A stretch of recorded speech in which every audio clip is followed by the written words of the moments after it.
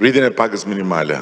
Jemi në 400 euro dhe praktikisht me 400 eurot jemi në vendin e tretë në rajon dhe në janarin e vitit ardhshëm do të shkojmë në 500 euro pagën minimale. Projekcioni ynë për Shqipërinë 2030 është që të mos ketë pagë minimale në 650 euro. Kjo është një tabel shumë e rëndësishme, sepse kjo tregon se çfarë ndryshimi kemi bërë ne me tatimin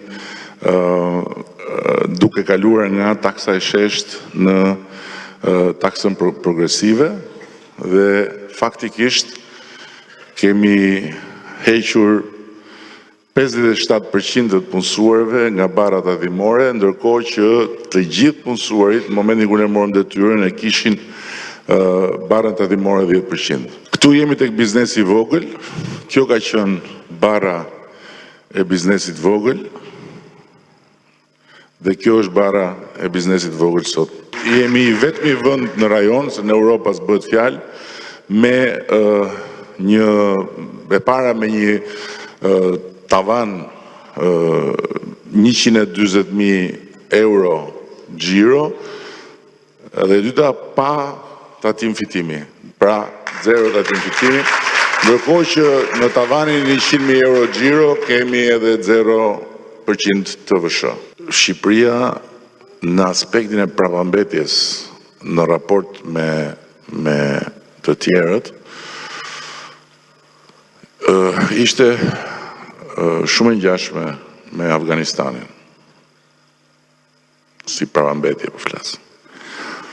Dhe faktikisht Shqipëria sot është në një nivel tjetër, dhe është realisht pranë realizimit të një ëndre shumë të vjetër të përkatësisë europiane të saj. Ndërkohë që Afganistani u kthye prapë te talibanët. Me antarësimin ne marrim 300 milion euro në vit. Pra është ndryshim. Një nga objektivat tona të mbështetur në punë të bëra jo në ëndra është që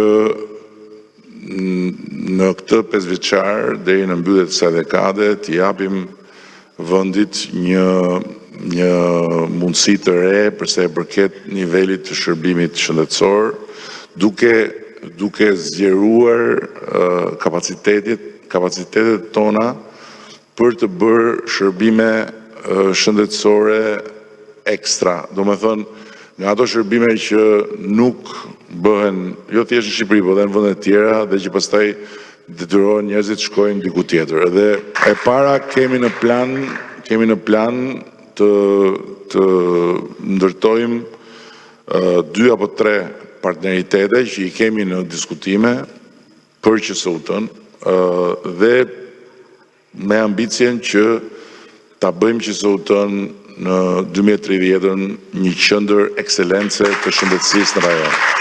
Dhe është e mundur